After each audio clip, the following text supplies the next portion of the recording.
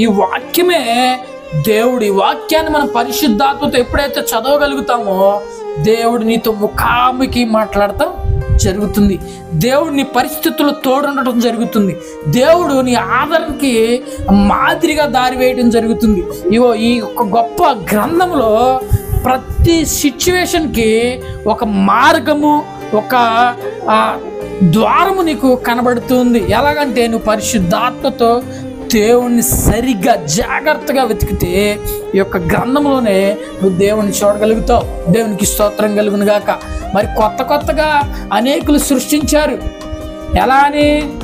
అరటిపండు తీసుకో, గర్భం, దేవుడు అరటిపండులో నుంచి గర్భంలోకి వస్తాడని.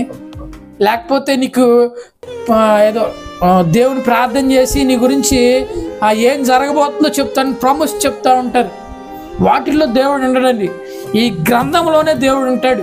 ఈ గ్రంథంలో ఎవరు వెతికినా సరే, దేవునికి స్తోత్రం కలుగును గాక, ఎవరు వెతికినా సరే ఈ గ్రంథంలో మర్మాలని, ఈ గ్రంథంలో స్వస్థత కార్యాలని, ఈ గ్రంథంలో అభివృద్ధి పొందిన వారిని, ఈ గ్రంథంలో మరణించిన వారిని, ఈ గ్రంథంలో స్వస్థపరిచిన వారిని నీకు తేట తెల్లనగా తెలియజేస్తూ ఉంటాడు.